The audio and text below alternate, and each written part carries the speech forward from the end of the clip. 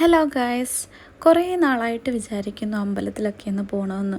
ഒത്തിരിയായിട്ട് പോയിട്ട്, അല്ലെങ്കിൽ ഇടയ്ക്കൊക്കെ സൺഡേയ്സ് കിട്ടുമ്പോൾ വെറുതെ പോകുന്നതാണ്. ബട്ട് ഇപ്പോൾ കുറച്ച് നാളായിട്ട് മടിയൊക്കെ ആയിട്ട് പോവാറേ ഇല്ല. അങ്ങനെ ഞങ്ങളൊന്ന് പ്ലാൻ ചെയ്തു, എന്നാൽ ഒന്ന് അമ്പലത്തിൽ വരെ പോയേക്കാം.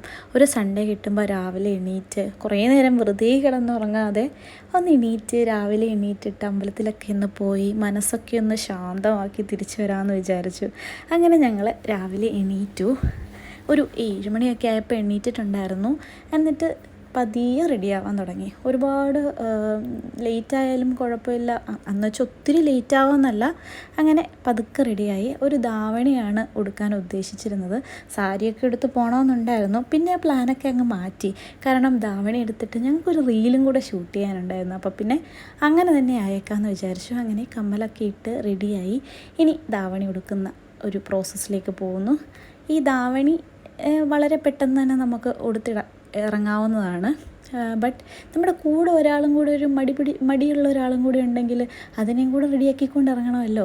അപ്പോൾ ഞാൻ ഉടുത്തു. അതിൻ്റെ കൂടെ തന്നെ എൻ്റെ ഫ്രണ്ടിനെ, അവളെയും കൂടെ ഒന്ന് റെഡിയാക്കി ഇറക്കണം.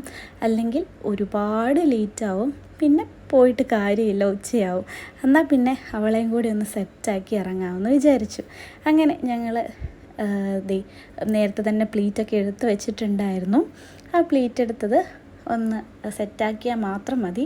അങ്ങനെ അതൊക്കെ ഒന്ന് റെഡിയാക്കി സെറ്റാക്കി ഞങ്ങൾ രണ്ടുപേരും നല്ല അടിപൊളിയായിട്ട് റെഡി ആയിട്ടുണ്ട്. പിന്നെയാണ് ഒരു കാര്യം മറന്നുപോയത്, ലിപ്സ്റ്റിക്ക് ഇട്ടിട്ടുണ്ടായിരുന്നില്ല. ലിപ്സ്റ്റിക്കൊക്കെ ഇട്ട് സുന്ദരികളായി ഇറങ്ങി നേരെ അമ്പലത്തിലേക്ക് പോയി. ഞങ്ങൾ ഇടയ്ക്കിടയ്ക്ക് പോകാറുള്ളതാണ്. എനിക്ക് ഭയങ്കര ഇഷ്ടമാണ് ഇവിടെ വരാനായിട്ട്. ശ്രീവരാഹം ക്ഷേത്രം, ഇവിടുത്തെ ഒരു പ്രത്യേകത എന്താണെന്ന് വെച്ചാൽ ഇവിടെ ഭയങ്കര കാമായിട്ടുള്ളൊരു സ്ഥലമാണ്.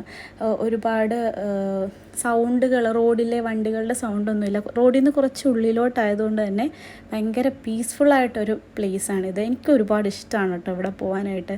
പിന്നെ ഇവിടുത്തെ ഒരു മെയിൻ അട്രാക്ഷൻ എന്ന് പറയുന്നത് ഇവിടുത്തെ കുളമാണ്. ഭയങ്കര വലിയൊരു കുളമുണ്ട്.